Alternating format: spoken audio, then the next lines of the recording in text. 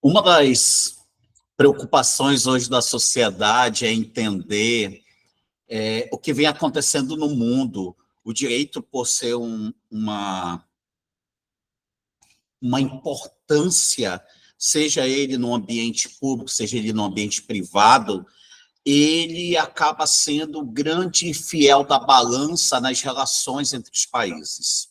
Como o primeiro vídeo dessa primeira linha de 10 vídeos que será lançado até o dia, até o dia 25 deste mês, eu vim trazer esse vídeo com o objetivo de trabalhar o direito internacional público e privado na situação que aconteceu da invasão da embaixada do México no Equador, né?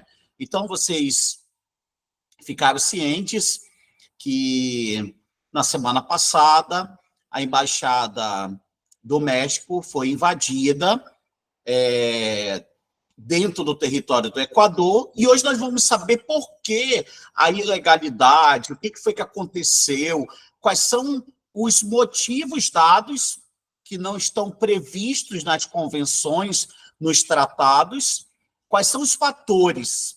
Este vídeo é mais um oferecimento do OC Cursos Preparatórios para o Exame da Ordem. Então, assista nossos vídeos, deixe aqui a sua marcação, faça a inscrição no nosso canal. Este canal depende de vocês. E cada dia desta semana nós vamos apresentar, até o dia 24 ou 25 aí, 10 vídeos com uma série de temas que são sempre cobrados em provas, são sempre cobrados em concursos, e agora, com certeza, dentro do direito internacional, na prova da ordem deve ser um dos pontos a ser cobrados aí. Muito bem. Então, a invasão da Embaixada do México no Equador deixou o mundo internacional perplexo. Qual o motivo dele ter deixado o mundo internacional perplexo com toda essa preocupação? É porque a embaixada ela é um território que, mesmo estando dentro daquele país, ela tem prerrogativas, ela tem diferenciações, ela tem um território que deve ser respeitado. Então, por exemplo, nós temos aqui vários embaixados. Vamos pegar aqui Brasília, né? Meu querido Amazonas, querido Brasil. Vou pegar aqui Brasília. Brasília tem uma área ali, como se fosse um bairro onde só tem embaixadas.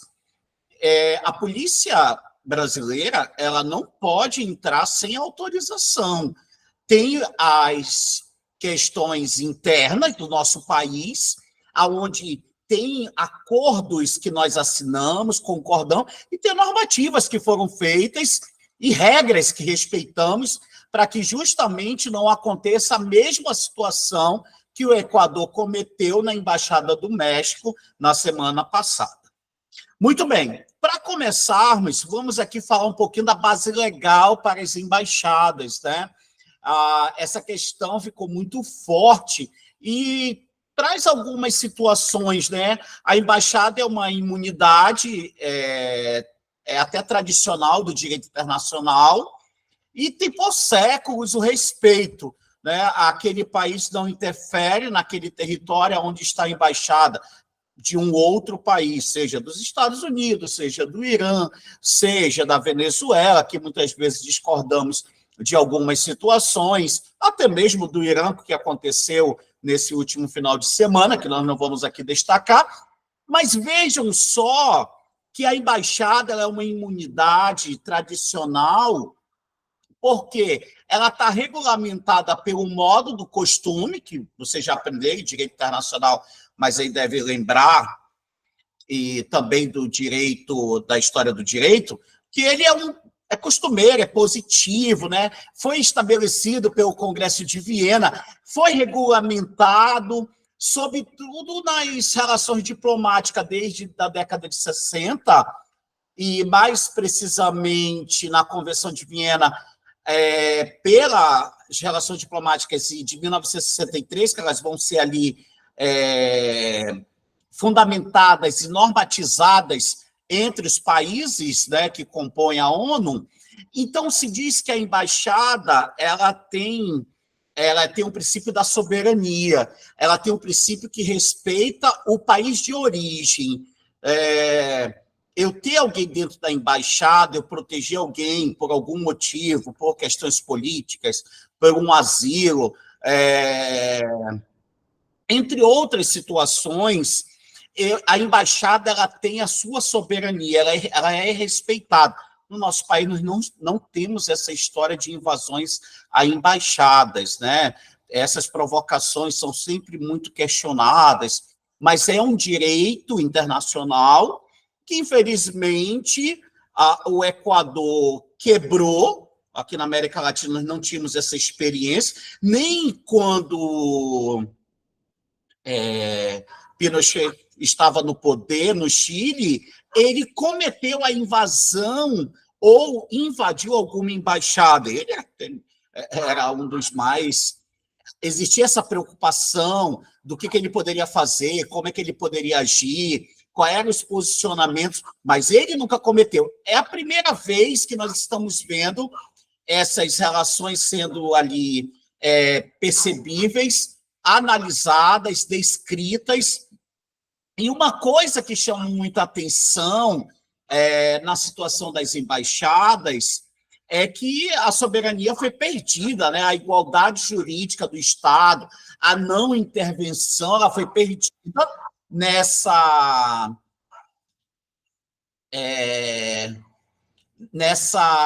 invasão que aconteceu dentro do território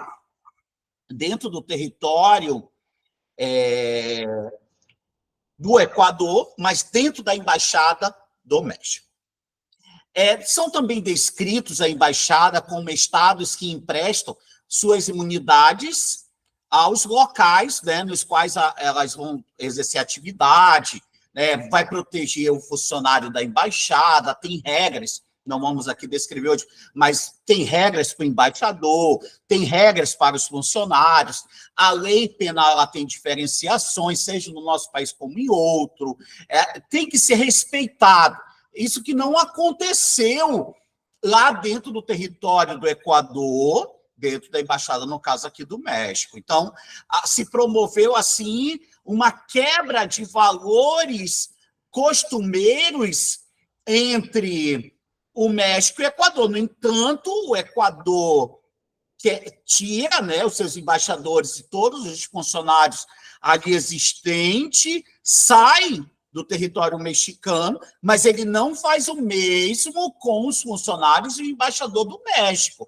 Vejam só que o Equador não cometeu as mesmas falhas que, por coincidência, os mexicanos tenham cometido em relação à embaixada, tá bom? Então, deixar isso bem claro. No Equador, lá dentro do território, continua a embaixada mexicana, mas sem ninguém, sem nenhuma pessoa, só o território, porque eles invadiram, aí os mexicanos tiraram. Já no México, não. No México, o que aconteceu? Ele deixou a embaixada, os funcionários, o embaixador não foram expulsos, o México não tem essa tradição, o México ele tem esse valor, o México não é a Venezuela, o México ele tem a valoração de respeito às regras internacionais, às leis internacionais, às convenções, principalmente a Convenção de Viena, que ela é a base de sustentação das embaixadas. O incidente envolvendo as embaixadas não é de hoje, nós tivemos aquela situação na Inglaterra, não vai destacar, e agora nós estamos tendo na América Latina, mais precisamente dentro do Equador, da Embaixada do México. Agora, por que são atos hostis? Por que são atos que preocupam a sociedade? Porque há uma quebra de tratados, é como se você... você está quebrando uma lei existente do direito internacional, você está quebrando uma convenção, você está quebrando um tratado, você está quebrando um acordo, você está desfazendo aquela assembleia que foi feita para analisar aquele documento e valer para os 193 países hoje. Independente da situação aí da Rússia, deveria. Então, foi preocupante. Essa situação essa situação do Equador em relação à Embaixada do México deixou, assim, o mundo perplexo em o que vai acontecer daqui em diante, né? Governos, não podemos falar aqui de lados políticos, mas governos onde acreditam no sentido que eles estão fazendo o que o seu país internamente quer, pode até ser, mas isso nós temos autonomia, nós temos a soberania, são princípios fundamentais do direito internacional, mas nós não podemos esquecer, tem os valores que eles precisam ser regrados, e as convenções elas não são quebradas porque você quer sair, porque você quer. Não, tem regrinhas, ou senão você não... a participação não poderia ser tão ativa, né? E esses países têm uma participação ativa, seja de maneira formal ou até informal, dentro da Organização das Nações Unidas. E mesmo que eles tenham essas maneiras informais, eles são membros da Organização das Nações Unidas, da ONU, tá bom? Esse incidente também ele coloca em risco a manutenção da paz, porque eu tenho a questão da manutenção da paz, segurança internacional. Quantos países questionaram? Vários, inclusive o nosso. Mas uma coisa que chama atenção, que faz esse prognóstico ser diferente, que faz esse prognóstico fazer uma reflexão, é que será se o mesmo que eles fizeram com a Embaixada do México, eles não podem fazer com a Embaixada do Brasil, com a Embaixada dos Estados Unidos, com a Embaixada da Inglaterra, né, do Reino Unido, no caso, entre outros. Então, essa reflexão foi feita. No entanto, o mundo inteiro questionou esse posicionamento do Equador em relação ao México. O que foi, o que aconteceu, né? Então, o governo do Equador não interviu na polícia, eles queriam prender o ex-vice-presidente do Equador e deixar a polícia entrar dentro da embaixada mexicana em Quito. O político de lá foi arrancado à força, né? Essa questão, ele vai ser arrancado da força local, segurado por 4 agentes da polícia, que faz referência à nossa Polícia Federal. Então, isso foi muito constrangedor, porque, lembra que o que eu falei anteriormente, ele quebrou esses procedimentos. A invasão da embaixada, que aconteceu na sexta-feira, né, no dia 5/4, prendeu, então, o Jorge Glans, que era o ex-vice-presidente. Ele tinha sido condenado a 6 anos de prisão do Equador por corrupção. Ok, tudo bem, ele tem uma... Só que a partir eles teriam que encontrar de maneira diplomática a forma, a perspectiva de tirá-lo de lá. Porque ele não pode usar também a embaixada como forma de proteger pelos seus atos ilícitos. Veja que eu estou deixando os 2 pontos para refletir. Em resposta à operação da polícia, o México anunciou que suspendeu as relações diplomáticas com Quito, né? E fechou sua embaixada. Vejam só, o México leva o seu embaixador, leva os funcionários, não tem mais representante dentro do país. Mas o México não fez as mesmas coisas com a embaixada do Equador dentro do território mexicano. Outra situação, porque o México tinha dado a questão do Glans, claro que são várias reflexões, vários pontos, mas isso não justifica a invasão. Ele recebeu asilo político, né, do México, então estava na embaixada desde dezembro do ano passado e alegava ser vítima de uma perseguição da Procuradoria-Geral do Equador. Ok. Ele tem o direito a se sentir, a fazer esse procedimento. Mas, lembrem só, os países, eles têm níveis de ordenamento. Mesmo que eu possa ser contra, né, nós tivemos algumas experiências atualmente muito questionadas, alguns que pessoas iriam para a embaixada, como aconteceu na Inglaterra, com Assange, né? Mas para a gente refletir que ele ganhou o asilo, então ele nunca ia sair de lá. Não, pode-se encontrar uma possibilidade, porque os presidentes, eles têm um período. Eles não ficam eternamente, né? Claro, quando não são ditadores, mas eles não ficam eternamente. Então, a possibilidade de mudança é uma possibilidade de entrega, porque ele só pode ficar lá se ele for autorizado pelo embaixador, consequentemente, pelo presidente daquele referido país, daquele determinado país, tá bom? Então, esse era o motivo. O presidente do Equador, né, o atual, que assumiu há pouco tempo, que é o Daniel Noboa, ele publicou em uma rede social, 3 dias depois, dizendo que a embaixada trata-se de uma decisão excepcional, que ele tomou para proteger a segurança nacional e a dignidade de um povo que rejeita qualquer tipo de quê? De impunidades, crimes, a questão da corrupção, o narcotráfico, o narcoterrorismo, entre outros. Só que ele esqueceu que o Equador é um país que assinou a convenção, é um país que é membro da ONU, é um país que tem a perspectiva de aceitação. O seu Congresso, os seus políticos, a sua Câmara ou o Senado, que aqui a gente chamamos ali a parte do Congresso Nacional, ele fez leis e tem normativas realizadas junto com a Justiça do que pode e o que não pode ser feito. Há uma ilegalidade na questão internacional totalmente ilegal. Tá? É totalmente ilegal. Mas ele cometeu um crime. É uma outra situação. A gente tem que separar as coisas.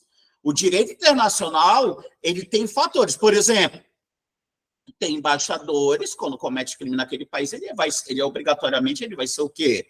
Ele vai passar pelo processo dentro do seu país de origem. Ele não responde no seu país aonde ele está prestando aquele serviço. Pessoas que moram dentro daquele país, mas que estão a serviço da embaixada, tem regras diferenciadas. Seja dentro da embaixada é uma situação, fora dela é outra. E isso são preocupações que Estados Unidos, Canadá, a própria União Europeia, o nosso país, viu a invasão como algo preocupante. Como algo preocupante. Por que é algo preocupante? Porque mexeu com algo internacional. Mexeu, isso é uma reflexão. Eu deixo aqui, se inscrevam no canal, façam inscrição no canal, participem, os vídeos são uma dedicação aí da OC, curso preparatório para o exame da ordem de maneira remota.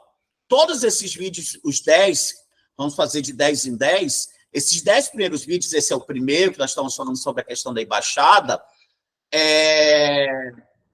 é uma forma de vocês saberem um pouco do conhecimento. E, se tiver interesse, estamos aí até o dia 22/4. Temos um cursinho formados em parceria com uma grande produtora de material, que é a professora Melissa Juste, que é excelente. Nós estudamos as 20 disciplinas que a ordem pede. Dentro dessas 20 disciplinas, nós analisamos por artigo as disciplinas. O nível de aprovação tem sido magnífico, é só remota, as aulas acontecem de segunda a sexta, no horário de 14 até às 16h30, turma da tarde, e à noite, das 19 até as 21h30, horário de Manaus. Lembrando que nós somos o segundo fuso, então Acre, Rondônia tem um fuso a menos, e o Nordeste e o Sudeste e o Sul tem um fuso a mais, pegando ali uma parte do Pará. Então, fica aí essa dica, o Centro-Oeste, perdão.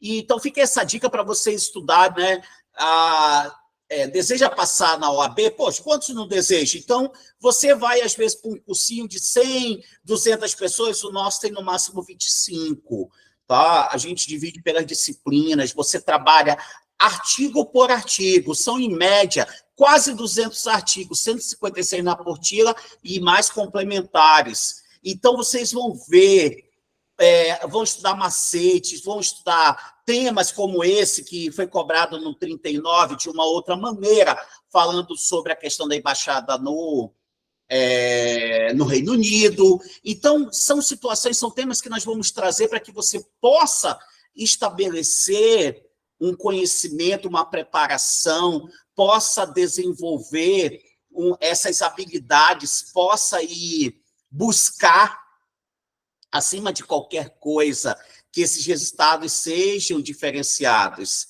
Então, eu agradeço, participem do curso, faça sua inscrição no canal, eu tenho certeza que cada vídeo vai ser um novo conhecimento para você que é do direito, para você que é das relações internacionais, para você que é da geografia, da história, conhecer um pouquinho.